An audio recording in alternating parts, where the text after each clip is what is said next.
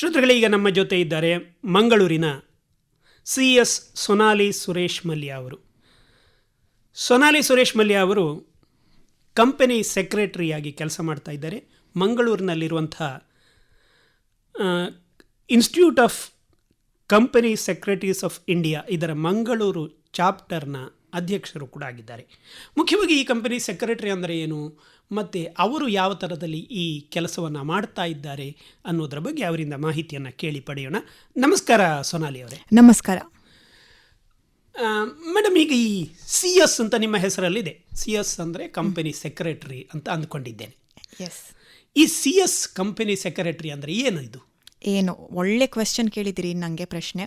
ಯಾಕೆಂದರೆ ಇಷ್ಟುವರೆಗೆ ಯಾರಿಗಾದರೂ ನಾನು CS ಅಂತ ಹೇಳಿದರೆ ನೀವು ಕಂಪ್ಯೂಟರ್ ಸೈನ್ಸ್ ಮಾಡಿದ್ದೀರಾ, ಒಬ್ಬ ಹುಡುಗ ಕೌಂಟರ್ ಸ್ಟ್ರೈಕ್ ಅಂತ ಕೇಳಿದ್ದಾರೆ ನನಗೆ. ಕೌಂಟರ್ ಸ್ಟ್ರೈಕ್ ಒಂದು ಗೇಮ್. ಅಷ್ಟುವರೆಗೆ ಜನರಿಗೆ ಕಂಪನಿ ಸೆಕ್ರೆಟರಿ ಏನಂತ ಅವರಿಗೆ ಮಾಹಿತಿ ಗೊತ್ತೇ ಇಲ್ಲ. ಸೊ ಕಂಪನಿ ಸೆಕ್ರೆಟರಿ ಅಂದರೆ ಇವಾಗ ನಮ್ಮದು ಚಾರ್ಟೆಡ್ ಅಕೌಂಟೆಂಟ್ಸ್ ಇದ್ದಾರೆ, ಅವರು ಅಕೌಂಟೆನ್ಸಿ ಪ್ರೊಫೆಷನಲ್ಲಿ ತಜ್ಞರು. ನಾವು ಕಂಪನಿ ಲಾ ನಮ್ಮ ಇಂಡಿಯಾದಲ್ಲಿ, ಭಾರತ ದೇಶದಲ್ಲಿ ಎಲ್ಲ ಕಂಪನೀಸ್, ಈಗ ನೀವು ನೋಡ್ತೀರಿ ಪ್ರೈವೇಟ್ ಲಿಮಿಟೆಡ್ ಇದೆ, ಪಬ್ಲಿಕ್ ಲಿಮಿಟೆಡ್ ಇದೆ. ಈಗ ನಾವೆಲ್ಲ ಬಿಸ್ನೆಸ್ ಮಾಡೋದು ಈ ಕಂಪನಿ ಮುಖಾಂತರ. ಈ ಕಂಪನೀಸಿಗೆ ಆಡಳಿತವಾಗಿರುವುದು ಕಂಪನೀಸ್ ಆ್ಯಕ್ಟ್ 2013, ಇದರದ್ದು ತಜ್ಞರು ನಾವು. ಈಗ ಕಂಪನಿಗೆ ಏನಾದರೂ ಆಗಬೇಕಿದ್ರೆ ಅದು ನಮ್ಮಿಂದ ಆಗಬೇಕು.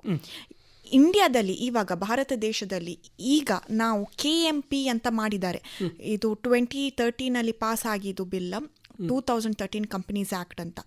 ಕೀ ಮ್ಯಾನೇಜರಿಯಲ್ ಪರ್ಸೊನೆಲ್, ಕಂಪನಿದು managing director, chief financial officer, ಅವರ ಜೊತೆಗೆ ನಾವು ಕೂಡ company secretary, KMP, key managerial person. So ಇವಾಗ ಏನಂದರೆ ಎಲ್ಲ ಕಂಪನೀಸಿಗೆ ಕಂಪನಿ ಸೆಕ್ರೆಟರಿ ಬೇಕೇ ಬೇಕು. ಈಗ 2 ಥರದ ಕಂಪನಿಗಳಿದ್ವೆ, ಒಂದು ಪ್ರೈವೇಟ್, ಒಂದು ಪಬ್ಲಿಕ್. ಪ್ರೈವೇಟಲ್ಲಿ 2, ಇಟ್ ಈಸ್ ಸ್ಮಾಲ್. ಪಬ್ಲಿಕ್ ಅಂದರೆ ನಾವೀಗ ಎಲ್ಲ ಥರದ್ದು ಫೇಮಸ್ ಎಲ್ಲ ಕಂಪನೀಸ್ ನೀವು ನೋಡ್ತೀರಿ, ಆ ಎಲ್ಲ ಕಂಪನೀಸ್ ಲಿಸ್ಟೆಡ್. ಈಗ ನೀವು ಸ್ಟಾಕ್ ಎಕ್ಸ್ಚೇಂಜಲ್ಲಿ ಕೆಲವೆಲ್ಲ ಕಂಪನೀಸ್ ಲಿಸ್ಟೆಡ್ ಆಗಿದೆ. ಆ ಎಲ್ಲ ಕಂಪನೀಸಿಗೆ ಕಂಪಲ್ಸರಿ ನಾವು ಕಂಪನಿ ಸೆಕ್ರೆಟರಿ ಅಪಾಯಿಂಟ್ ಮಾಡಲೇಬೇಕು. ಮತ್ತೆ ಇನ್ನೊಂದು ಇದೆ, ಪ್ರೈವೇಟ್ ಕಂಪನೀಸಲ್ಲಿ ನಮ್ದೊಂದು ಕ್ಯಾಪಿಟಲ್ ಒಂದು ಇಷ್ಟು ಕ್ರಾಸ್ ಆದರೆ, 10 crores ಆ್ಯಂಡ್ ಅಬವ್ ಕ್ರಾಸ್ ಆದರೆ ಕಂಪಲ್ಸರಿ ಇಡಲೇಬೇಕು. ಮತ್ತು ಕೆಲವು ಚಿಕ್ಕ ಚಿಕ್ಕ ಕಂಪನೀಸ್ ಇದೆ, ನೀವು ಬಿಲೀವ್ ಮಾಡೋದಿಲ್ಲ, ಮ್ಯಾಂಗ್ಳೂರ್ ಇಸ್ ಗ್ರೋಯಿಂಗ್ ಎಷ್ಟಂದರೆ ಇವಾಗ ಮ್ಯಾಂಗ್ಳೂರಲ್ಲಿ ಸುಮಾರು 10,000 ಅಷ್ಟು ಕಂಪನೀಸ್ ಇದೆ ಪ್ರೈವೇಟ್ ಲಿಮಿಟೆಡ್. ನಮಗೆ ಯಾರಿಗೂ ಗೊತ್ತಿಲ್ಲ ಈ ವಿಷಯ, ಯಾರಿಗೂ ಗೊತ್ತಿಲ್ಲ. ಈ ಎಲ್ಲ ಕಂಪನೀಸಿಗೆ ಕಂಪಲ್ಸರಿ ಕಂಪನಿ ಒಳಗಡೆ ಕಂಪನಿ ಸೆಕ್ರೆಟರಿ ಬೇಕಾಗಿಲ್ಲ. ಆದರೆ ಆ ಕಂಪನಿ ಕೆಲಸ ಎಲ್ಲ ಮಾಡೋದು ಈಗ ಪ್ರಾಕ್ಟಿಸಿಂಗ್ ಕಂಪನಿ ಸೆಕ್ರೆಟರಿ ಅಂತ. ಇವಾಗ ನನ್ನದೇ ಒಂದೊಂದು ಆಫೀಸ್ ಇದೆ, ನಾನು ಮತ್ತು ಒಬ್ಬರು ಪಾರ್ಟ್ನರ್ಸ್ ಎಲ್ಲ ಇದ್ದಾರೆ. ನಾವು ಪ್ರಾಕ್ಟಿಸಿಂಗ್ ಕಂಪನಿ ಸೆಕ್ರೆಟರಿ. ಇವಾಗ ನಿಮಗೆ ಎಕ್ಸಾಂಪಲ್ ಕೊಡಬೇಕಾದ್ರೆ, ಈಗ ಡಾಕ್ಟರ್ ಇದ್ದಾರೆ, ಒಂದು ಹಾಸ್ಪಿಟ್ಲಲ್ಲಿ ಒಬ್ಬರು ಡಾಕ್ಟರ್ ಇರ್ತಾರೆ, ಮತ್ತು ಆ ಡಾಕ್ಟರಿಗೆ ಬೇರೆ ಕ್ಲಿನಿಕ್ ಕೂಡ ಇರುತ್ತೆ. ಸೊ ನಾವು ಆ ಕ್ಲಿನಿಕ್ ಥರ ನಾವು ಪ್ರಾಕ್ಟೀಸ್ ಮಾಡೋದು.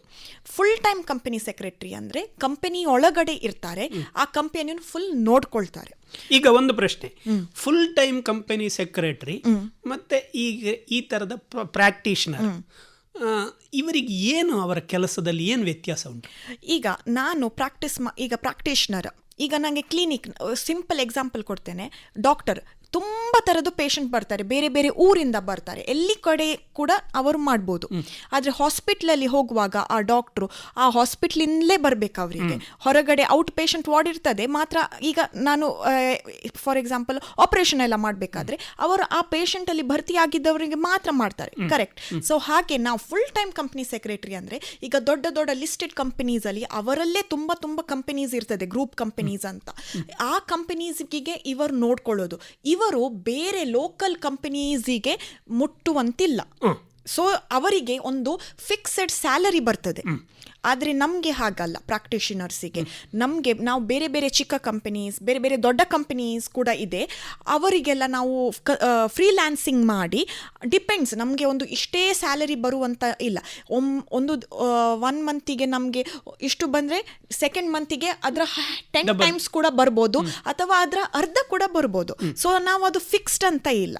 That is very important. ಅದೊಂದು ಇಂಪಾರ್ಟೆಂಟ್ ಡಿಫರೆನ್ಸ್ ವಿಷಯ. ಈಗ ಚಾರ್ಟರ್ಡ್ ಅಕೌಂಟೆಂಟು ಹಾಗೆ, ಡಾಕ್ಟರು ಹಾಗೆ, ಅವರದ್ದೇ ಕಂಪನಿ ಅಥವಾ ಅವರದ್ದೇ ಜಾಗವನ್ನು ತಗೊಂಡು ಪ್ರಾಕ್ಟೀಷನರ್ ಆಗಿ ಪ್ರಾಕ್ಟೀಸ್ ಮಾಡ್ಬೋದು, ಅಥವಾ ಯಾವುದೋ ಒಂದು ಕಂಪನಿಯಲ್ಲಿ ಕೆಲಸಕ್ಕೆ ಬರ್ಬೋದು. ಈಗ ಮುಖ್ಯವಾಗಿ ನಾವು ಕಂಪನಿ ಸೆಕ್ರೆಟರೀಸ್ ಅಂತ ಹೇಳುವಾಗ, ಈ ಕಂಪನಿ ಸೆಕ್ರೆಟರಿಯ ಕೆಲಸ ನೀವು ಹೇಳಿದ್ರಿ ಲಾ ಅನ್ನುವಂಥದ್ದು. ಏನು ಕೆಲಸ ಮುಖ್ಯವಾಗಿ ಕಂಪನಿಯಲ್ಲಿ ಇದ್ರೆ ಏನು ಕೆಲಸ, ಪ್ರೈವೇಟ್ ಆಗಿ ಪ್ರಾಕ್ಟೀಸ್ ಮಾಡುವುದಿದ್ರೆ ಏನು ಕೆಲಸ? ಇಬ್ಬರಿಗೂ ಸೇಮ್ ಕಂಪನಿ ಲಾ 2013 ಅಪ್ಲಿಕೇಬಲ್ ಆಗ್ತದೆ. ಈಗ ನಿಮಗೆ 2016-18 ಒಂದು ದೊಡ್ಡ ಕೇಸ್ ಹಾಕಿತ್ತು ಭಾರತ ದೇಶದಲ್ಲಿ, ಸತ್ಯಂ ಕಂಪ್ಯೂಟರ್ಸ್ ಅಂತ, ಇಫ್ ಯು ರಿಮೆಂಬರ್. ಈಗ ಆ ಕಂಪನಿಯಲ್ಲಿ ಏನಾಗಿತ್ತು, ಫೈನಲಿ ನೀವು ನೋಡ್ಬೋದು ಆ ಕೇಸ್ ಎಷ್ಟು ಏನಂದರೆ ಅವರೆಲ್ಲ ತುಂಬ ಹಣ ಆ ಕಡೆ ಈ ಕಡೆ ತುಂಬ, it was a fraud case. ಇವಾಗ ಕೂಡ ಅವರ directors they are behind bars, ಅವರು ಜೈಲಲ್ಲಿ ಇದ್ದಾರೆ ಇವಾಗ. ಈಗ ಅದು ಯಾಕೆ ಫೇಲ್ ಆಯಿತು? ಅದ ಕಾರಣ ನಮ್ಮದು ಇಂಪಾರ್ಟೆನ್ಸ್ ಇವಾಗ ಇಂಡಿಯಾದಲ್ಲಿ R any other country company secretary ತುಂಬ ಮುಖ್ಯ. ಯಾಕೆಂದರೆ ಈಗ ನೋಡಿ, ಕಂಪನಿ ಇದೆ, ಆದರೆ ಕಂಪನಿಯನ್ನು ಡೈರೆಕ್ಟ್ ಮಾಡುವವರು ಯಾರು? ಡೈರೆಕ್ಟರ್ಸ್. ಈಗ ಡೈರೆಕ್ಟರ್ಸ್, ಈಗ company can it think on its own? ಇಲ್ಲ.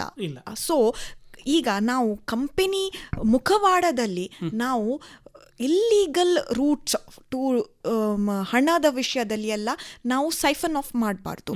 ಸೊ ಅದು ಇಂಪಾರ್ಟೆಂಟ್ ವಿಷಯದ ಕಾರಣ ಈಗ company secretary is very very important. ಮುಂಚೆ ಕೂಡ ನಾವು ಇದ್ವಿ, ಆದರೆ ನಮಗೆ ಅಷ್ಟು ಅವರು ದೇ ಡಿಡ್ ನಾಟ್ ಅಂಡರ್ಸ್ಟ್ಯಾಂಡ್, ನಮ್ಮ ಮಹತ್ವ ಗೊತ್ತಾಗಿರಲಿಲ್ಲ. ಆ ಕೇಸ್ ಆದಮೇಲೆ ಈಗ ಫುಲ್ ಕಂಪನೀಸ್ ಆ್ಯಕ್ಟ್ ಚೇಂಜ್ ಮಾಡಿದರು. 1956 ಅರ್ಲಿಯರ್ ಇತ್ತು, ಈಗ 2013 ಮಾಡಿದ್ದಾರೆ. ಈ ಕಂಪನೀಸ್ ಆ್ಯಕ್ಟ್ 2013 ನಾವು ಕೀ ಮ್ಯಾನೇಜರಿಯಲ್ ಪರ್ಸನಲ್. ಈಗ ಕಂಪನಿ ಲಾ ಅಂದರೆ ಏನು? ಕಂಪನಿ ಲಾ ಅಂದರೆ ಕಂಪನೀಸ್ ಹೇಗೆ ವ್ಯವಹಾರ ಮಾಡಬೇಕು, ನಾವು ಯಾರಿಗಾದರೂ ಹಣ ಕೊಡ್ಬೋದಾ, ಎಷ್ಟು ಕೊಡ್ಬೋದು, ಅದು ಯಾಕೆ, ಹಾಗೆ ಹೀಗೆ, ಡೆಪಾಸಿಟ್ ತೆಕ್ಕೊಳ್ಬೇಕಾ. ಈಗ ನೋಡಿ, ತುಂಬ ಕಂಪನೀಸ್ IPO ಆಗ್ತದೆ, ಲಿಸ್ಟಿಂಗ್ ಎಲ್ಲ ಆಗ್ತದೆ, ಮತ್ತು ಆ ಡೈರೆಕ್ಟರ್ಸ್ ಇಂಡಿಯಾ ಬಿಟ್ಟು ಹೋಗ್ತಾರೆ, ಜನರ ಹಣವನ್ನು ತೆಕ್ಕೊಂಡು ಹೋಗ್ತಾರೆ. ಈಗ ಜನರಿಗೆ ಯಾರು ಆನ್ಸರೇಬಲ್? ಸೊ ಆ ಎಲ್ಲ ವಿಷಯ ಈಗ ಕಂಪನಿ ಸೆಕ್ರೆಟರಿ ನೋಡ್ಕೊಳ್ತಾರೆ, ಸೋ ದ್ಯಾಟ್ ನಾಳೆ ಈ ಕಂಪನಿ ಮುಖಾಂತರ ಜನರಿಗೆ ಮೋಸವಾಗಬಾರ್ದು. That is the main intention. ಇದಕ್ಕೆ ಕಂಪನಿ ಸೆಕ್ರೆಟರಿ ಮಾಡುವ ಕೆಲಸಕ್ಕೆ ಒಂದು ಹೀಗೆಯೇ ವಿಷಯಗಳು ಇರ್ತವೆ, ಹೀಗೆಯೇ ಮಾಡಬೇಕು ಅನ್ನುವುದಕ್ಕೆ ಏನಾದರೂ ಕೂಡ ಬೈಂಡಿಂಗ್ಸ್ ಇದೆಯಾ? ಉದಾಹರಣೆಗೆ ನಾನು ಹೇಳೋದಿದ್ದರೆ, ಚಾರ್ಟರ್ಡ್ ಅಕೌಂಟೆಂಟ್ ಆದರೆ ಅವರು ಇಡೀ ವರ್ಷದ ಅವರ ಏನು ಲೆಕ್ಕಪತ್ರಗಳನ್ನು ನೋಡಿ ಇದು ಮಾಡ್ತಾರೆ. ಕಂಪನಿ ಸೆಕ್ರೆಟರಿ ಆ ಥರ ಒಂದು ಅನಾಲಿಸಿಸೋ ಎಂಥದೋ ಮಾಡಬೇಕಾಗ್ತದ? ಹೌದು, ಖಂಡಿತ. ಈ ಲೆಕ್ಕಪತ್ರ ಚಾರ್ಟರ್ಡ್ ಅಕೌಂಟೆಂಟ್ ಎಲ್ಲ ಅವರು ಫೈನಾನ್ಷಿಯಲ್ಸ್ ಮಾಡ್ತಾರೆ, ಬ್ಯಾಲೆನ್ಸ್ ಶೀಟ್, ಅದು ಒಂದು ನಮ್ಮದು ಒನ್ ಡಾಕ್ಯುಮೆಂಟ್. ಮತ್ತೆ ಇಡೀ ಫೈನಾನ್ಷಿಯಲ್ ಇಯರಲ್ಲಿ ನಾವು ಏನೆಲ್ಲ ಟ್ರಾನ್ಸಾಕ್ಷನ್ ಮಾಡಿದ್ದೇವೆ, ಏನೆಲ್ಲ ರೆಸಲ್ಯೂಷನ್ಸ್ ಮಾಡಿದ್ದೇವೆ, ಆ ಎಲ್ಲ ವಿಷಯ ನಾವೇ ನೋಡ್ಕೊಳ್ಳೋದು. ನೀವು ಫೈನಾನ್ಷಿಯಲ್ ಅಥವಾ ಈ ಲೆಕ್ಕಪತ್ರದ ವಿಷಯಗಳನ್ನು ಕೂಡ ನೋಡ್ಕೊಳ್ತೀರಾ? ಎಸ್, ಯಾಕೆಂದರೆ ಈಗ ಈ ಲೆಕ್ಕಪತ್ರ ಬೇಸ್ಡ್ ಆನ್ ಕಂಪನೀಸ್ ಆ್ಯಕ್ಟ್. ಈಗ ನಾವು ಕೆಲವು ವಿಷಯದಲ್ಲಿ ನಾವು ಕೂಡ ಅಡ್ವೈಸ್ ಮಾಡಬೇಕಾಗ್ತದೆ ಫಾರ್ ಅಕೌಂಟಿಂಗ್ ನಮ್ಮದು ಡೊಮೇನ್ ಅಲ್ಲ, ಆದರೂ ಬೇಸ್ ಇರೋದು ಕಂಪನೀಸ್ ಆ್ಯಕ್ಟ್ 2013. ಸೊ ನಾವು ಕಂಪನೀಸ್ ಆ್ಯಕ್ಟ್ ನೋಡಿಕೊಂಡು ಅವರಿಗೆ ಕೂಡ ನಾವು ಅಡ್ವೈಸ್ ಮಾಡ್ಬೋದು. ಸೊ ಇದು ಕಂಪನಿಯ ಒಂದು ಅಲ್ಲಿದ್ದ ಕಂಪನಿ ಸೆಕ್ರೆಟರಿಯ ಕೆಲಸ. ಈಗ ಹೊರಗೆ ನೀವೀಗ ಒಂದು ಏನು ಒಂಥರ ಪ್ರಾಕ್ಟೀಷನರ್ ಆ ಥರದಲ್ಲಿ ಒಂದು ಕಂಪನಿ ಸೆಕ್ರೆಟರಿ ಆಗಿದ್ದೀರಿ. ಇಂಥ ಸಂದರ್ಭದಲ್ಲಿ ನೀವು ಏನು ಇದು ಡೇ ಟು ಡೇ ಡೈಲಿ ಕೆಲಸ ನಿಮ್ಮದು ಕಂಪನಿಯ ಜೊತೆ ಕನೆಕ್ಷನ್ ಇರುವುದಿಲ್ಲ. ನೀವು ಅವರು ನಿಮಗೆ ಯಾವಾಗ ನಿಮ್ಮನ್ನು ಅಪ್ರೋಚ್ ಆಗ್ತಾರೆ ಮತ್ತು ನೀವು ಹೇಗೆ ಅವರಿಗೆ ಯಾವ ಥರದ ಅಡ್ವೈಸ್ಗಳನ್ನು ಕೊಡುವಂಥದ್ದು? ಅದು ಕೇಸ್ ಟು ಕೇಸ್ ಬೇಸಿಸ್. ಈಗ ನೋಡಿ, ಕೆಲವು ಚಿಕ್ಕ ಕಂಪನೀಸ್, ಚಿಕ್ಕ ಪುಟ್ಟ ಕಂಪನೀಸ್ ಇರ್ತೇವೆ, ಹಸ್ಬೆಂಡ್ ವೈಫ್ ಡೈರೆಕ್ಟರ್ಸ್ ಇರ್ತಾರೆ, ಅವ್ರದ್ದೇನಾದರೂ ಫ್ಯಾಮಿಲಿ ಬಿಸ್ನೆಸ್ ಆಗ್ತಾ ಇತ್ತು, ಏನು ಚೇಂಜಸ್ ಇರುವುದಿಲ್ಲ, ವರ್ಷಕ್ಕೆ ಒಮ್ಮೆ ಆಫೀಸಿಗೆ ಬರ್ತಾರೆ, ಅವರ ಲೆಕ್ಕಪತ್ರ ಫೈನಾನ್ಷಿಯಲ್ಸ್ ಎಲ್ಲ ಕೊಡ್ತಾರೆ, ನಾವು ROC ರಿಜಿಸ್ಟ್ರಾರ್ ಆಫ್ ಕಂಪನೀಸ್ ಜೊತೆ ಫೈಲ್ ಮಾಡ್ತೇವೆ ಅಷ್ಟೇ. ಈಗ ಕೆಲವು ದೊಡ್ಡ ಕಂಪನೀಸ್ ಇರ್ತಾರೆ, ಅವ್ರದ್ದು ಟ್ರಾನ್ಸಾಕ್ಷನ್ಸ್ ಹೆವಿ ಇರ್ತದೆ, ಲೋನ್ ತೆಕ್ಕೊಳ್ತಾರೆ, ತುಂಬ ಆ ಥರದ್ದು ತುಂಬ ವ್ಯವಹಾರ ಆಗ್ತಾ ಇರ್ತದೆ. ಸೊ ಆವಾಗ ಅವರು ಕಂಟಿನ್ಯೂಸ್ ನಮ್ಮ ಟಚ್ಚಲ್ಲಿ ಇರ್ತಾರೆ, ನಾವೆಲ್ಲ ಮಾಡಿ ಅವರದ್ದು ಎಲ್ಲ ಕೆಲಸ ಅಂದರೆ resolutions, drafting, minutes, documentation basically ಅದೆಲ್ಲ ನಾವೇ ಮಾಡಿ ಕೊಡ್ತೇವೆ ಅವರಿಗೆ. ಈಗ ಇಂಥದ್ದೆಲ್ಲ ಒಂದು ಕಂಪೆನಿ ಮಾಡಲೇಬೇಕು ಅನ್ನುವಂಥದ್ದು ಇರ್ತದ ಈಗ ಕೆಲವು ವಿಷಯ ಇಂಥದ್ದೇ ನೋಡಿ. ಈಗ for example CSR, corporate social responsibility, ಕೆಲವು ಕಂಪನೀಸಿಗೆ ಅವರು ಮ್ಯಾಂಡೇಟರಿ ಮಾಡಿದ್ದಾರೆ. ಅವರದ್ದು ಟರ್ನ್ ಓವರ್, ನೆಟ್ ಪ್ರಾಫಿಟ್, ಅದು ಎಲ್ಲ 3 ಭಾಗವಿದೆ. ಅದು ಎಲ್ಲ ಮಾಡಲೇಬೇಕು. ಈಗ ದೊಡ್ಡ ಲಿಸ್ಟೆಡ್ ಕಂಪನೀಸ್ ಅವರಿಗೆ ತುಂಬ ಅಪ್ಲಿಕೇಬಲ್ ಆಗ್ತದೆ ಕೆಲವು ವಿಷಯ. ಈಗ ನಾನು ಹೇಳಲಿಕ್ಕೆ ಹೋದರೆ ಒಂದು ದಿನ ಸಾಕಾಗೋದಿಲ್ಲ, ತುಂಬ ವಿಷಯ ಇದೆ, ಇದು ಮಾಡಬೇಕು ಅದು ಮಾಡಬೇಕು. ಬಟ್ ಪ್ರೈವೇಟ್ ಕಂಪನೀಸ್, ಚಿಕ್ಕ ಕಂಪನೀಸಿಗೆ ತುಂಬ ರಿಲ್ಯಾಕ್ಸೇಷನ್ಸ್ ಕೊಟ್ಟಿದ್ದಾರೆ. ಸೊ ಅದು ಮಾಡಬೇಕಂತ ಹಾಗೆ ಇಲ್ಲ. ಈಗ ಫಾರ್ ಉದಾಹರಣೆಗೆ ನಾನು ಹೇಳ್ತೇನೆ, ಕಂಪನೀಸಲ್ಲಿ ಒಂದು 4 ಬೋರ್ಡ್ ಮೀಟಿಂಗ್ ಮಾಡಲೇಬೇಕು, 2 ಬೋರ್ಡ್ ಮೀಟಿಂಗ್ ಇದು ಮಧ್ಯೆ 120 ದಿನ ಕಳಿಬಾರ್ದು. ಹೀಗೆಲ್ಲ ವಿಷಯ ಅವರು ಬರೆದಿದ್ದಾರೆ. ಈ ವಿಷಯ ಯಾಕೆ ಅವರು ಹೇಳಿದ್ದು, ಅದೊಂದು ಅವರಿಗೆ ಒಂದು ಮೋಟಿವ್ ಇದೆ. ಈಗ ನೋಡಿ, ಈಗ ಸಿಂಪಲ್ ಕಂಪನಿ ಡೈರೆಕ್ಟರ್ಸ್ ಮೀಟೇ ಆಗುದಿಲ್ಲ, ಅವರದು ಏನು ವಿಷಯ ಸಹ ಗೊತ್ತಾಗೋದಿಲ್ಲ. ಸೊ ಅದಕ್ಕೋಸ್ಕರ ವರ್ಷದಲ್ಲಿ 4 ಬೋರ್ಡ್ ಮೀಟಿಂಗ್ಸ್ ಮಾಡಿ ಅದರ ಮಧ್ಯದಲ್ಲಿ 120 ದಿನ ಕಳಿಬಾರ್ದು. ಅವರು 2 ಡೈರೆಕ್ಟರ್ಸ್ ಮೀಟ್ ಆಗಿ ಡಿಸ್ಕಸ್ ಎಲ್ಲ ಮಾಡಬೇಕು. So that is the motive ಅಷ್ಟೇ. ಸೊ ಹಾಗೆ ಇದು ನಾನು ಕೊಟ್ಟದೊಂದು ಚಿಕ್ಕ ಉದಾಹರಣೆ. ಹಾಗೆ ತುಂಬ ವಿಷಯ ಇದೆ ವಿಚ್ ಕಂಪನಿನ ಫಾಲೋ ಮಾಡಲೇಬೇಕು. ಈಗ ಪ್ರತಿ ಚಾರ್ಟರ್ಡ್ ಅಕೌಂಟೆಂಟು ಯಾವುದಾದ್ರೂ ಒಂದು ಫೈನಾನ್ಷಿಯಲ್ ಇನ್ಸ್ಟಿಟ್ಯೂಟ್ನ ವರ್ಷದ ಕೊನೆಗೆ ಅದರ ಬ್ಯಾಲೆನ್ಸ್ ಶೀಟ್ ಕೊಡ್ತಾನೆ. ಅದಕ್ಕೆ ಅವನು ಕಂಪಲ್ಸರಿ ಆಡಿಟ್ ಆಗಬೇಕು ಅಂತ ಇರ್ತದೆ, ಎಲ್ಲ ಇರ್ತದೆ. ಹಾಗೆಯೇ ನಿಮ್ಮಲ್ಲಿ ಇಂಥದ್ದೇ ವಿಷಯ ಒಂದು ವರ್ಷಕ್ಕೊಂದು ಸಲ ಮಾಡಲೇಬೇಕು ಅನ್ನುವಂಥದ್ದು ಇರ್ತದ? ಹೌದು, ಸೆಕ್ರೆಟೇರಿಯಲ್ ಆಡಿಟ್ ರಿಪೋರ್ಟ್ ಅಂತ ಇದೆ. ಈ ಸೆಕ್ರೆಟೇರಿಯಲ್ ಆಡಿಟ್ ರಿಪೋರ್ಟ್ ಖಂಡಿತ ಅದಕ್ಕೂ ಪ್ರತಿ ಕಂಪನಿಗೆ ಲಾಗೂ ಆಗುವುದಿಲ್ಲ. ಇದು ದೊಡ್ಡ ಕಂಪನೀಸಿಗೆ ಮಾತ್ರ. ಈಗ ಲಿಸ್ಟೆಡ್ ಕಂಪನೀಸ್, ಪಬ್ಲಿಕ್ ಲಿಮಿಟೆಡ್ ಕಂಪನೀಸಿಗೆ ಖಂಡಿತ ಆಗ್ತದೆ. ಕೆಲವು ಪ್ರೈವೇಟ್ ಕಂಪನೀಸ್ ಕೆಲವು ಅವರ ಎಂತ ಹೇಳೋದು ತಾನೇ ಮಾಡ್ತೇವೆ ಅಂತ ಹೇಳ್ತಾರೆ. ಇದು ಏನಂದರೆ, ಈಗ ಹೇಗೆ ಆಡಿಟ್ ಇರ್ತದೆ ಲೆಕ್ಕ ಎಲ್ಲ ನೋಡಲಿಕ್ಕೆ, ಈ ಕಂಪನೀಸ್ ಎಲ್ಲ ಥರದ್ದು ಲಾಸ್ ಆ್ಯಂಡ್ ರೆಗ್ಯುಲೇಷನ್ಸ್ ಅಬೈಡ್ ಮಾಡಿದ್ದಾರೆ ಅಂತ ಒಂದು ಥರ್ಡ್ ಪಾರ್ಟಿ ಅವರಿಗೆ ಒಂದು ಸರ್ಟಿಫಿಕೇಟ್ ಕೊಡ್ತಾರೆ. ಈಗ ನಾಳೆ ಏನಾದರೂ ರಾಂಗ್ ಹೋದರೆ, ಏನಾದರೂ ತಪ್ಪು ಆದರೆ, ಏನಾದರೂ ಸ್ಕ್ಯಾಮ್ ಆದರೆ ಫಸ್ಟ್ ಈ ಸರ್ಟಿಫಿಕೇಟ್ ತಗೊಂಡು ನೋಡ್ತಾರೆ. ಮತ್ತು ನನ್ನನ್ನು ಅಥವಾ ನನ್ನ ಹಾಗೆ ಬೇರೆ ಯಾರಾದರೂ ಕಂಪನಿ ಸೆಕ್ರೆಟರಿಗಳು ಇದ್ದಾರೆ, ನೋಡಿ ನೀವು ಸೈನ್ ಹಾಕಿದ್ದು, ನಮ್ಮ ಸೈನಿಗೆ ಬೆಲೆ ಅಲ್ಲಿ. ನೀವು ಸೈನ್ ಮಾಡಿದ್ದೀರಿ, ನೀವು ಹೇಳಿದ್ದೀರಿ ಈ ಕಂಪನಿ ಎಲ್ಲ ಅಪ್ಲೈ ಆಗಿದೆ, ಎಲ್ಲ ಕಂಪ್ಲೈ ಆಗಿದೆ, ಮತ್ತೆ ಯಾಕೆ ಈಗ ಕಂಪ್ಲೈ ಆಗೋದಿಲ್ಲ ಅಂತ ವಿ ವಿಲ್ ಬಿ ರೆಸ್ಪಾನ್ಸಿಬಲ್. ಈಗ ನಾನು ಯಾವಾಗಲೂ ಒಂದು ಸೆಂಟೆನ್ಸ್ ಹೇಳ್ತೇನೆ, with power comes responsibility. Spider man ಹೇಳಿದರು. ಸೊ ಈ ಸೈನ್ ಹಾಕ್ತೇವೆ, ಆ ಒಂದು ಸೈನಿಗೆ ಬೆಲೆ ಇದೆ, ಹಾಗೆ ನಾಳೆ ಅಷ್ಟೇ ರೆಸ್ಪಾನ್ಸಿಬಿಲಿಟಿ ಇದೆ. ಈಗ ನಾಳೆ ಆ ಕಂಪನಿ ಏನಾದರೂ ರಾಂಗ್ ಮಾಡಿದರೆ ಫಸ್ಟಿಗೆ ನಮ್ಮ ಸರ್ಟಿಫಿಕೇಟ್ ತೆಕ್ಕೊಂಡು ನೋಡ್ತಾರೆ, ನೀವು ಸೈನ್ ಮಾಡಿದ್ದೀರಿ, ಇದು ಆನ್ಯುವಲಿ ಆಗುವಂಥದ್ದು, ಯಾಕೆ ಹೀಗೆ ರಾಂಗ್ ಆಯಿತು, ನಾವು ಲಯಬಲ್, ನಾವು ಪೆನಾಲ್ಟಿ ಇದೆ, ಇಂಪ್ರಿಸನ್ಮೆಂಟ್ ಕೂಡ ಆಗ್ಬೋದು. ಈಗ ಒಂದು ಸಲ ನೀವು ಈ ಕಂಪನಿಯ ಎಲ್ಲ ವ್ಯವಹಾರಗಳನ್ನು, ಅವರ ಏನು ವ್ಯವಹಾರಗಳ ಮೇಲೆ ಮೀಟಿಂಗ್ಗಳ ಬಗ್ಗೆ ಇದರ ಬಗ್ಗೆ ಎಲ್ಲ ನೀವು ರಿಪೋರ್ಟ್ಗಳನ್ನೆಲ್ಲ ಮಾಡ್ತೀರಿ ಅಂತಾದರೆ ಅದನ್ನು ಕಂಪನಿಯಲ್ಲಿ ಇಟ್ಟುಕೊಳ್ಳುವುದಷ್ಟೆಯೋ ಅಥವಾ ಯಾರಿಗಾದರೂ ಸಬ್ಮಿಟ್ ಮಾಡಬೇಕು? ಉದಾಹರಣೆಗೆ ಚಾರ್ಟರ್ಡ್ ಅಕೌಂಟೆಂಟಲ್ಲಿ ಅವರು ಮಾಡಿದ ಆಡಿಟನ್ನು ಇನ್ಕಮ್ ಟ್ಯಾಕ್ಸ್ ಡಿಪಾರ್ಟ್ಮೆಂಟಿಗೆ ಸಬ್ಮಿಟ್ ಮಾಡಬೇಕು. ಹಾಗೆ ನಿಮ್ಮಲ್ಲಿ ಈ ಥರ ಗೌರ್ಮೆಂಟಿನ ಒಂದು ಕಣ್ಣಿನ ಕೆಳಗೆ ಯಾವುದಾದ್ರೂ ಕೂಡ ಒಂದು ಇನ್ಸ್ಪೆಕ್ಷನ್ ಅನ್ನುವಂಥ ವಿಂಗ್ ಉಂಟಾ? Yes, registrar of companies. ನಮ್ಮ ಪ್ರತಿ ಸ್ಟೇಟ್, ಇಂಡಿಯಾದಲ್ಲಿ ಪ್ರತಿ ಸ್ಟೇಟಿಗೆ ಒಬ್ಬರು ರಿಜಿಸ್ಟ್ರಾರ್ ಆಫ್ ಕಂಪನೀಸ್ ಅಂತ ಇದೆ. ಮಹಾರಾಷ್ಟ್ರ ಮತ್ತು ತಮಿಳುನಾಡುವಲ್ಲಿ 2 ಇದ್ದಾರೆ, ಒಂದು ಮುಂಬೈ, ಒಂದು ಪೂನಾ, ಚೆನ್ನೈ ಮತ್ತು ಕೊಯಮತ್ತೂರು. ಬಿಕಾಸ್ ಅವರು ಸ್ವಲ್ಪ ದೊಡ್ಡ ಸ್ಟೇಟ್ಸ್, ಅಲ್ಲಿ ಬಿಸ್ನೆಸ್ ಸ್ವಲ್ಪ ಜಾಸ್ತಿ ಇದೆ. ಸೊ ನಮ್ಮ ಕರ್ನಾಟಕದಲ್ಲಿ ಬೆಂಗಳೂರಲ್ಲಿ ರಿಜಿಸ್ಟ್ರಾರ್ ಆಫ್ ಕಂಪನೀಸ್ ಅಂತ ಇದ್ದಾರೆ. ನಾವು ಎಲ್ಲ ಫೈಲಿಂಗ್ ಮಾಡೋದು ಎಟ್ ದ ಸ್ಟೇಟ್ ಲೆವೆಲ್ ಅವರಿಗೆ ಹೋಗ್ತದೆ. ಮತ್ತು ಅವರಕ್ಕಿಂತ ಹೈಯರ್ ಇರೋದು regional director. So north, east, south, west. ಸೌತಲ್ಲಿ ಒಂದು ಹೈದರಾಬಾದಿಗೂ ಕೊಟ್ಟಿದ್ದಾರೆ, ಒಂದು ಚೆನ್ನೈಗೂ ಕೊಟ್ಟಿದ್ದಾರೆ, ಈ ಕಡೆ ಮುಂಬೈ, ಆ ಕಡೆ ಡೆಲ್ಲಿ ಮತ್ತು ಆ ಕಡೆ ಕೋಲ್ಕತ್ತಾ. ಸೊ ರಿಜಿಸ್ಟ್ರಾರ್ ಆಫ್ ಕಂಪನೀಸಿಗೆ ಇನ್ನೂ ಹೈಯರ್ ಅಥಾರಿಟಿ ರೀಜನಲ್ ಡೈರೆಕ್ಟರ್. ಮತ್ತೆ ಡೈರೆಕ್ಟ್ಲಿ ಬರೋದು ministry of corporate affairs. Direct central government under ministry of corporate affairs, ನಮ್ಮದು ಫೈನಾನ್ಸ್ ಮಿನಿಸ್ಟ್ರಿ ಅಂಡರ್ ಬರ್ತೇವೆ. ಸೊ ಈ ಎಲ್ಲ ಇದೆ.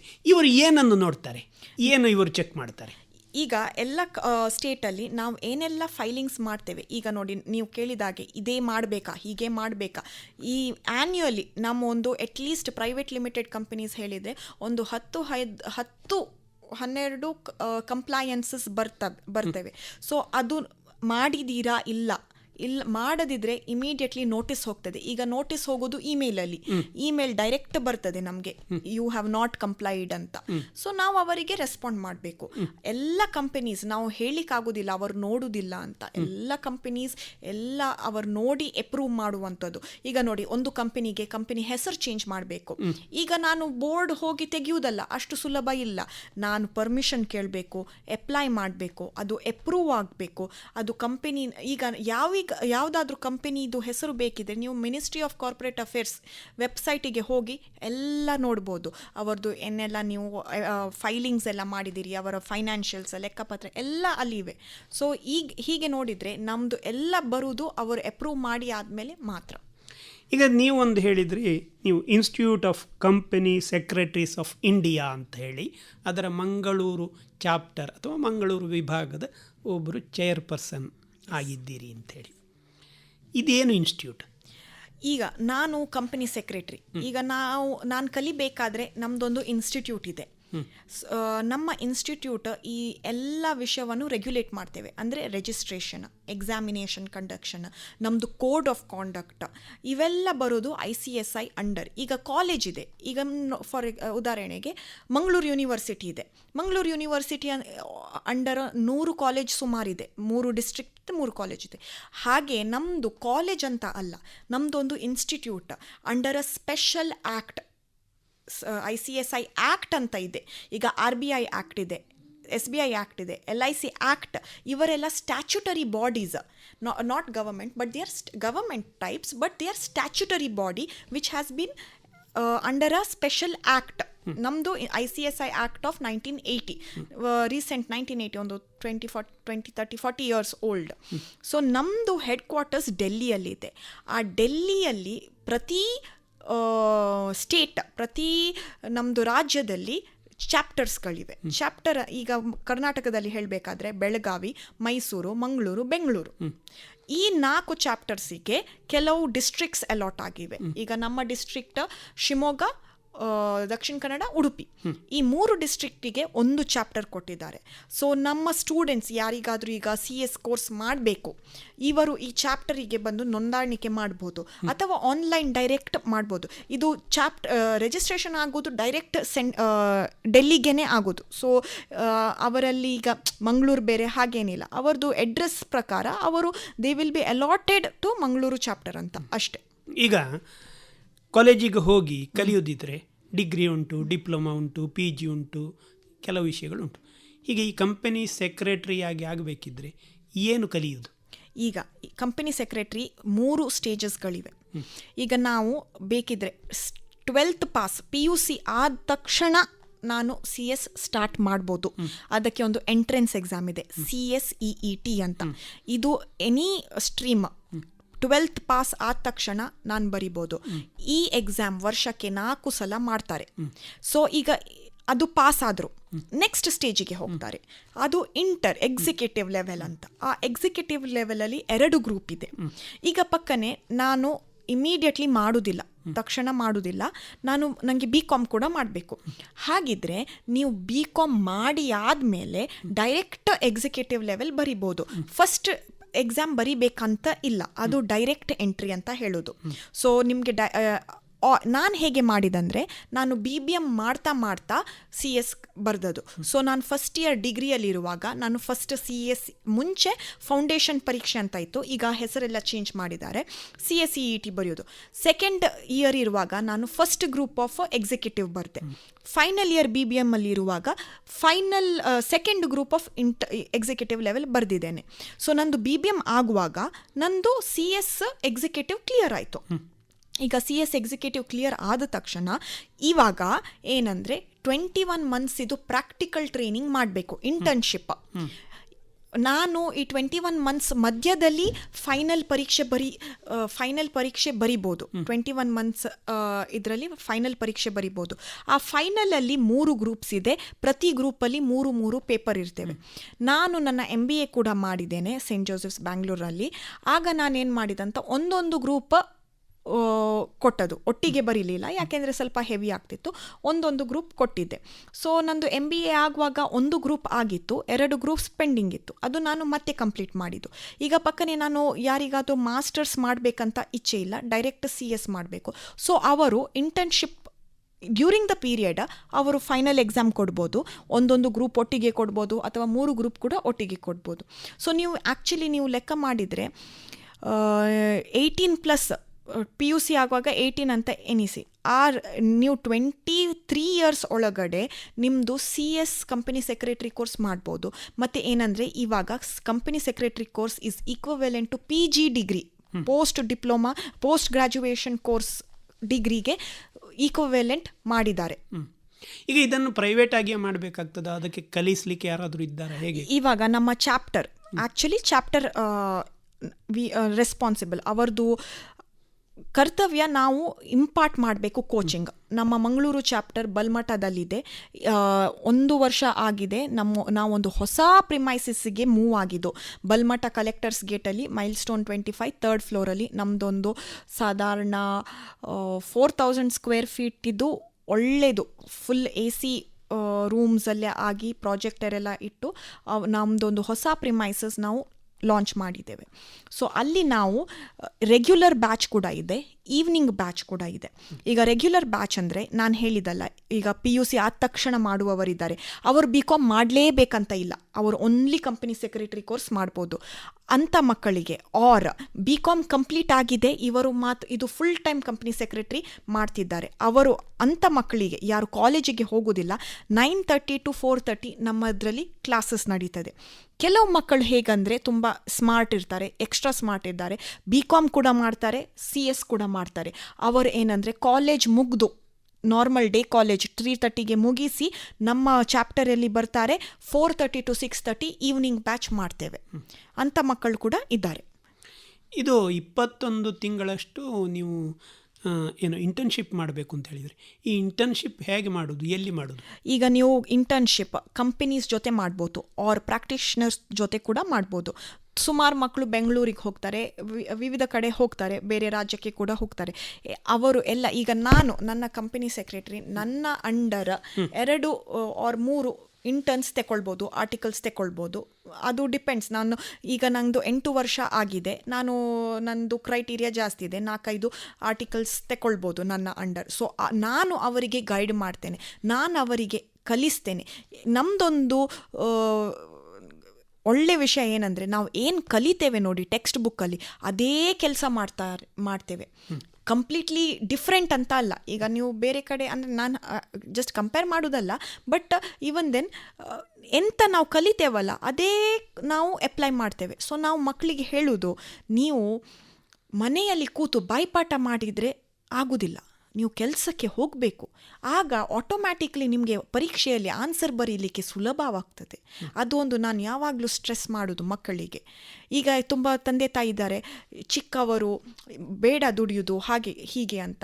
ಅದು ದುಡಿಯೋದಲ್ಲ, ಅದು ಅವರು ಕಲಿಯೋದು ಎಕ್ಸಾಮಿಗೆ ತುಂಬ ಹೆಲ್ಪ್ ಆಗ್ತದೆ. ಈಗ ಈ ಕಂಪನಿ ಸೆಕ್ರೆಟರಿ ಅನ್ನುವಂಥ ಒಂದು ಪೋಸ್ಟ್ ತುಂಬ ಇರ್ತದ, ಹೇಗೆ ಕೆಲಸಕ್ಕೆ ಆಪರ್ಚುನಿಟಿಗಳು ಇರ್ತವ? ಈಗ ಇಂಡಿಯಾದಲ್ಲಿ, ಭಾರತದಲ್ಲಿ ಎಷ್ಟು ಕಂಪನೀಸ್ ಇರ್ಬೋದು ನಿಮ್ಮ ಪ್ರಕಾರ? ಸಾಧಾರಣ ಲಕ್ಷಗಟ್ಟಲೆ. ಈಗ ನಂದು ಫೆಲ್ಲೋ ಮೆಂಬರ್ಶಿಪ್ ನಂಬರ್ ಬರ್ತದೆ, ನನ್ನ ನಂಬರ್ 10,000 ಆಡ್, ಅಂದರೆ ನಾನು 10,000th fellow company secretary. So imagine ಮಾಡಿ, ಈಗ ಲೇಟೆಸ್ಟ್ ರನ್ನಿಂಗ್ ಸೀರೀಸ್ ಈಸ್ 30,000 ಕಾಣ್ತದೆ. ಲಕ್ಷ ಕಂಪನೀಸ್ ಇದೆ, ಕಂಪನಿ ಸೆಕ್ರೆಟರಿಗಳು ಎಷ್ಟಿವೆ? 30,000 ಆಡ್ ಮಾತ್ರ. ಡಿಮಾಂಡ್ ಇಸ್ ದೇರ್, ಸಪ್ಲೈ ಇಲ್ಲ. ಎಕ್ಸಾಮ್ ಪರ್ಸೆಂಟೇಜ್, ಪಾಸ್ ಪರ್ಸೆಂಟೇಜ್ ಕೂಡ ನಾವು ಕ್ವಾಲಿಟಿ ಮೇಂಟೈನ್ ಮಾಡ್ತೇವೆ. ಎಕ್ಸಾಮಿನೇಷನಲ್ಲಿ ಮಕ್ಕಳು ಅಂದರೆ it is a tough difficult examination. So ಹಾಗೆ ಪಾಸ್ ಪರ್ಸೆಂಟೇಜ್ ಜಾಸ್ತಿ ಇಲ್ಲ. Opportunities are plenty. ಈಗ ಕೆಲವು ಕಂಪನೀಸ್ ಜಾಹೀರಾತು ಕೊಡ್ತಾ ಇರ್ತೇವೆ, ನಮಗೆ ಕಂಪನಿ ಸೆಕ್ರೆಟರಿ ಸಿಗದ ಕಾರಣ ನಾವು ಅಪಾಯಿಂಟ್ ಮಾಡಿಲ್ಲ ಅಂತ. ಕಂಪಲ್ಸರಿ, ನಾನು ಆಗ ಸ್ಟಾರ್ಟಿಂಗಲ್ಲಿ ಹೇಳಿದೆ, ಈ ಕಂಪನೀಸ್ ಕಂಪಲ್ಸರಿ ಕಂಪನಿ ಸೆಕ್ರೆಟರಿ ಇಡಲೇಬೇಕು. ಸೊ ತುಂಬ ಕಂಪನೀಸ್ ಇವೆ ಎಲ್ಲಿ ಕಂಪನಿ ಸೆಕ್ರೆಟರಿ ಅದು ಪೋಸ್ಟೇ ಫಿಲ್ ಆಗಿರಲಿಲ್ಲ. ಹಾಗೆ ಅಷ್ಟು ಆಪರ್ಚುನಿಟಿಗಳು ಇದ್ದಾವೆ. ಈಗ ನೀವು ಈ ಕಂಪನಿ ಸೆಕ್ರೆಟರಿ ಕೆಲಸಕ್ಕೆ ಹೇಗೆ ಹೋದ್ರಿ ನೀವು? ಈಗ ನೋಡಿ, ನಾನು ಸಾಧಾರಣ 13-14 ವರ್ಷ ಮುಂಚೆ ಎಲ್ಲರೂ ಸಿ ಎ ತುಂಬ ಫೇಮಸ್. ಎಲ್ಲರಿಗೀಗ ಕಾಮರ್ಸ್ ತಗೊಂಡ್ರೆ ಈಗ ಸ್ವಲ್ಪ ಹುಷಾರು ಮಕ್ಕಳಿದ್ರೆ ಸಿ ಎ ಆಪ್ಟ್ ಮಾಡೋದು, ಈಗ ಕೂಡ ಅದೇ ಟ್ರೆಂಡ್. ಸೊ ಆಗ ಯಾರ ಹೇಳಿದರು, ನಮ್ಮ ಕಾಲೇಜಿಗೆ ಬಂದಿದ್ದರು, ಹೇಳಿದರು ಕಂಪನಿ ಸೆಕ್ರೆಟರಿ ಹೀಗೆ ಹೀಗೆ ಹೀಗೆ. ಸೊ ನನಗೆ ಅದು ಸ್ವಲ್ಪ ಇಷ್ಟ ಆಯಿತು, ಲಾ ಬ್ಯಾಕ್ಗ್ರೌಂಡ್ ಎಲ್ಲ ಅಂತ. ಸೊ ನಾನು ಇನ್ಫ್ಯಾಕ್ಟ್ ಸಿ ಎ ಪರೀಕ್ಷೆ ಸ್ಟಾರ್ಟಿಂಗ್ ಫೌಂಡೇಶನ್ ಪರೀಕ್ಷೆ ಕೂಡ ಕೊಟ್ಟಿದ್ದೆ, ಪಾಸ್ ಕೂಡ ಆಗಿದೆ. ಮತ್ತು ನಾನು ಈ ಪರೀಕ್ಷೆ ಸಹ ಕೊಟ್ಟೆ. ಮತ್ತು ನಾನು ಸಿ ಎ ಕಂಟಿನ್ಯೂ ಮಾಡಲಿಲ್ಲ, ಸಿ ಎಸ್ ಕಂಟಿನ್ಯೂ ಮಾಡಿದ್ದೆ.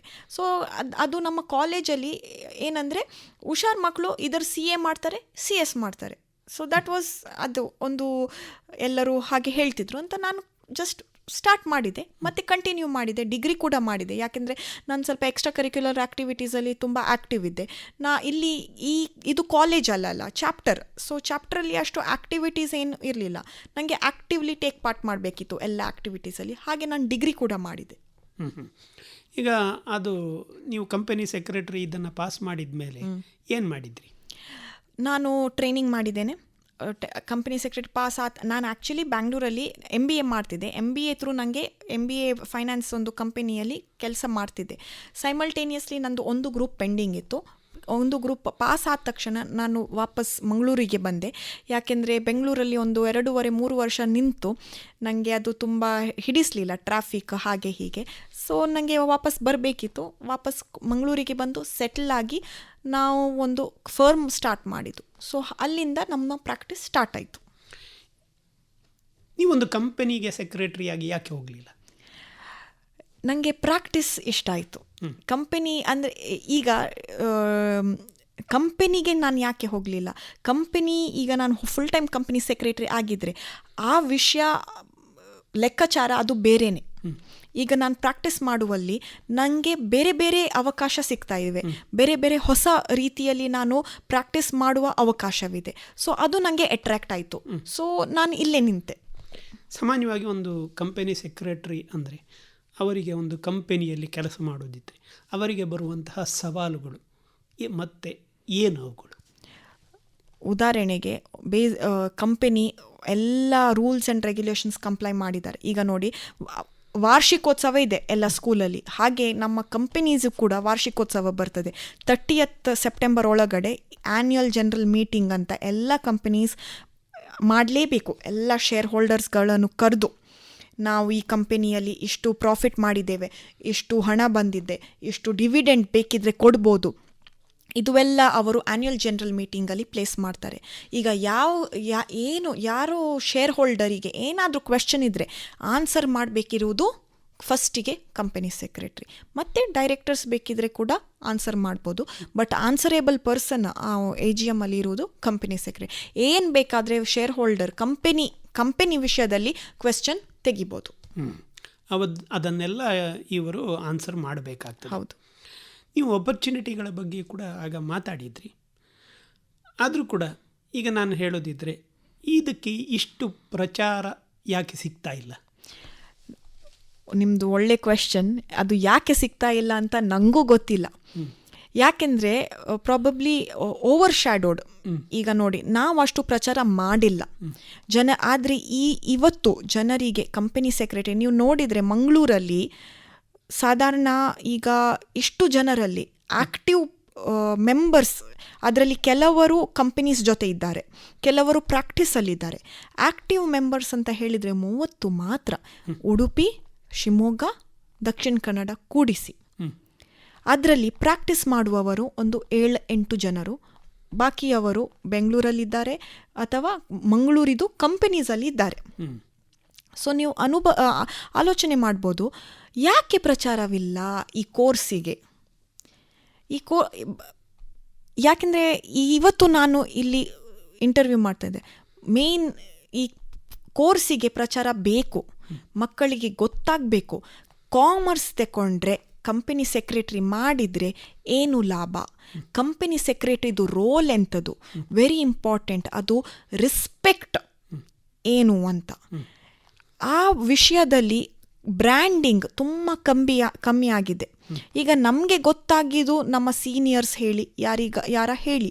ಸೊ ಈ ವಿಷಯ ನಾವು ಎಲ್ಲರಿಗೆ ಹೇಳಬೇಕು.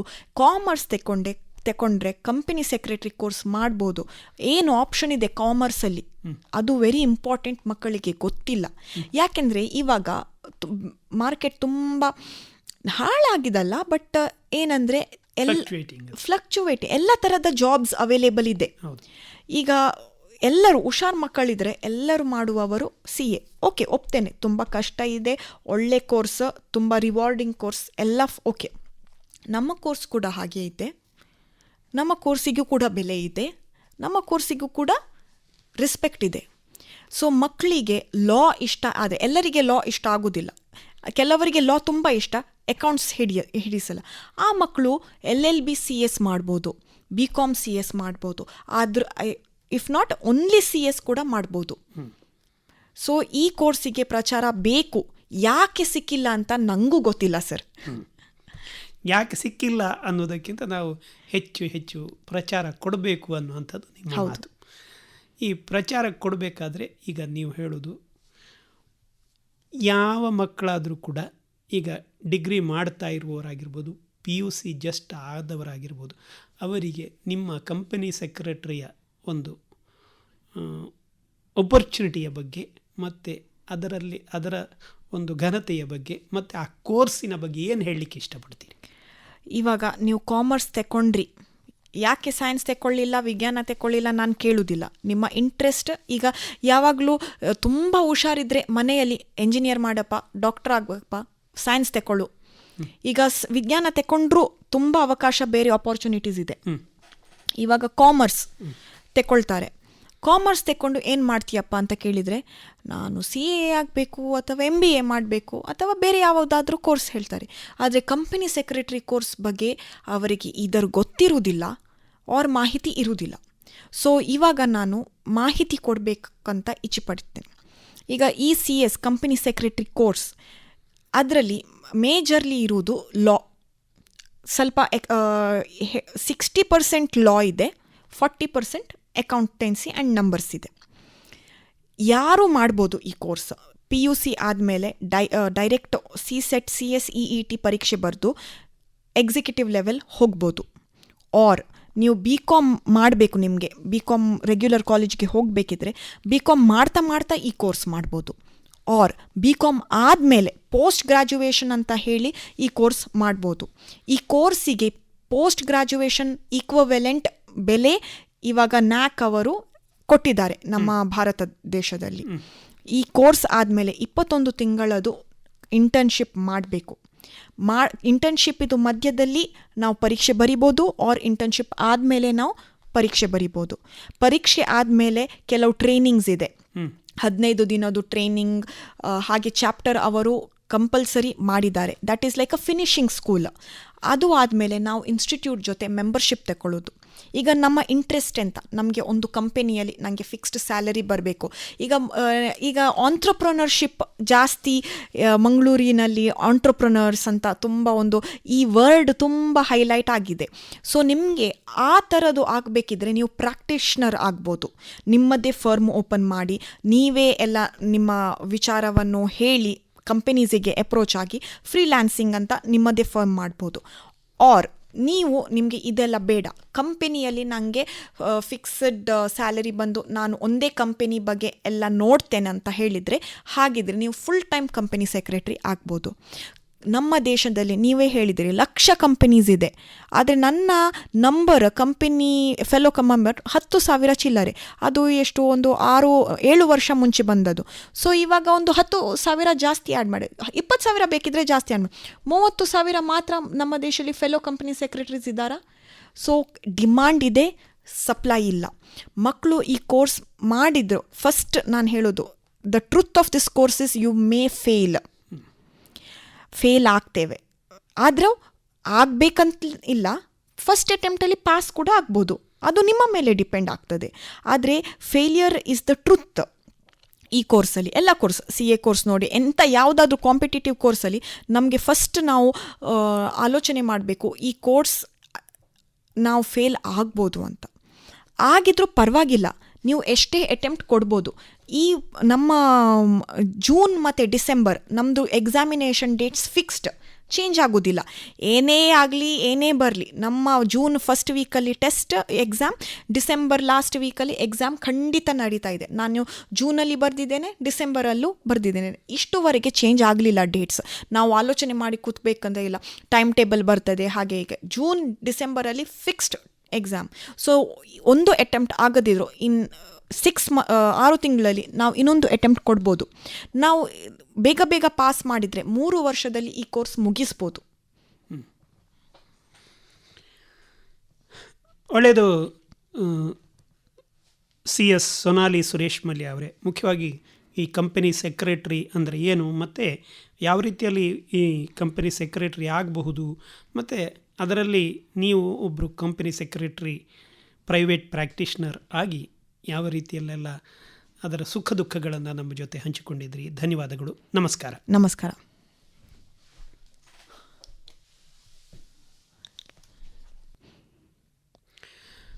ಸೊನಾಲಿಯವರು ಈ ಸೊನಾಲಿಯವರು ಈ institute of company secretaries of ಇಂಡಿಯಾದ ಮೊದಲ ವಿಮೆನ್ ಚೇರ್ಪರ್ಸನ್ ಆಗಿದ್ದಾರೆ.